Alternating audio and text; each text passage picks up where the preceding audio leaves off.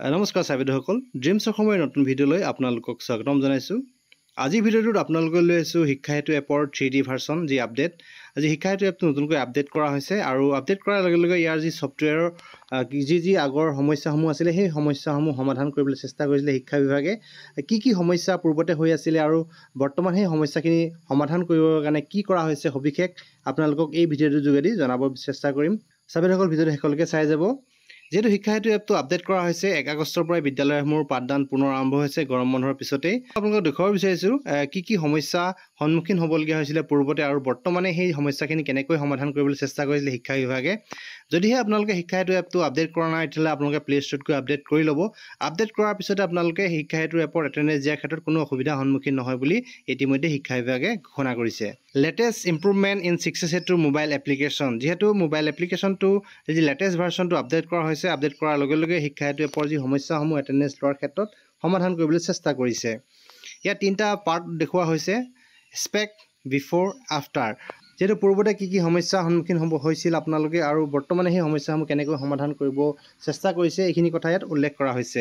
1 number ক্লমত হৈছে expect geo' fencing for attendance. যিহেতু পূৰ্বতে আপোনালোকে কি কৰিব পাৰিছিলে 750 মিটাৰ বিদ্যালয়ৰ 750 মিটাৰৰ ব্যাসাৰ্ধৰ ভিতৰত আপোনালোকে এটেণ্ডেঞ্চ দিব পাৰিছিলে আৰু সেই যি ব্যাসাৰ্ধ সেই যি দূৰত্বটো কমাই অনা হৈছে আৰু আপোনালোকে বৰ্তমান 500 মিটাৰৰ ভিতৰত বিদ্যালয়খনৰ পৰা 500 মিটাৰ যি এৰিয়া সেই 500 মিটাৰ এৰিয়াৰ ভিতৰত আপোনালোকে এটেণ্ডেঞ্চ দিব পাৰিব ছাত্ৰ ছাত্ৰীৰ লগতে শিক্ষকৰ।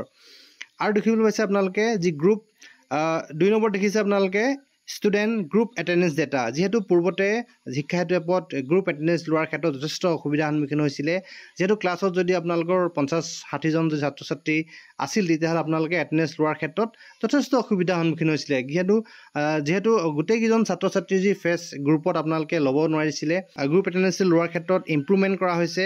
ইয়াত কি কৈছিলে টোটেল ষ্টুডেণ্টৰ AI যি এনৰোল ডাটা সেই ডাটাটো ইয়াত ফিক্স কৰা হৈছে। আপোনালোকে গ্ৰুপত এটেণ্ডেঞ্চ ল'ব তেতিয়া আপোনালোকৰ কি হ'ব, আপোনালোক আটাইকেইজন ছাত্ৰ ছাত্ৰীৰ যি গ্ৰুপত এটেণ্ডেঞ্চ ল'ব পাৰিব।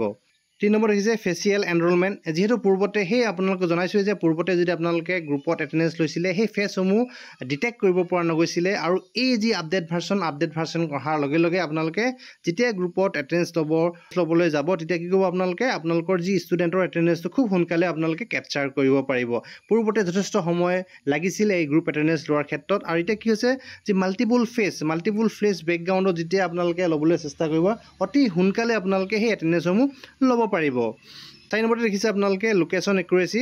যিহেতু পূৰ্বতে আপোনালোকে কি কৰিছিলে যিহেতু আপোনালোকে যেতিয়া বিদ্যালয়ত থাকিও আপোনালোকে যেতিয়া এটেণ্ডেঞ্চ ল'বলৈ চেষ্টা কৰিছিলে তেতিয়া কি দেখুৱাইছিলে আপোনালোকক আউট অফ দ্য স্কুল প্ৰিমিচেছ বুলি দেখুৱাইছিলে। কিন্তু এই যি লেটেষ্ট আপডেট যি 3D ভাৰ্চন বুলি কোৱা হৈছে 3D ভাৰ্চনত আপোনালোকে কি হৈছে আপোনালোকৰ সেই সমস্যাটোৰ সন্মুখীন নহয়। আপোনালোকে বিদ্যালয়ত থাকোঁতেই আপোনালোকৰ বিদ্যালয়ত থকাৰ পিছতো আপোনালোকে যিহেতু আউট অফ দ্য স্কুল প্ৰিমিচেছ বুলি দেখুৱাইছিলে আৰু এই সমস্যাটো সমাধান কৰা হৈছে বুলি এই যি আপডেট ভাৰ্চনত কোৱা হৈছে। চ' আপোনালোকে পূৰ্বতে যিখিনি শিক্ষা হেতু এপত এটেণ্ডেঞ্চ লোৱাৰ ক্ষেত্ৰত অসুবিধাৰ সন্মুখীন হৈ আছিলে 3D ভাৰ্চন যি আপডেট কৰাৰ পিছতে আপোনালোকৰ এই সমস্যাখিনি সমাধান কৰা হৈছে বুলি শিক্ষা বিভাগে ইতিমধ্যে ঘোষণা কৰিছে।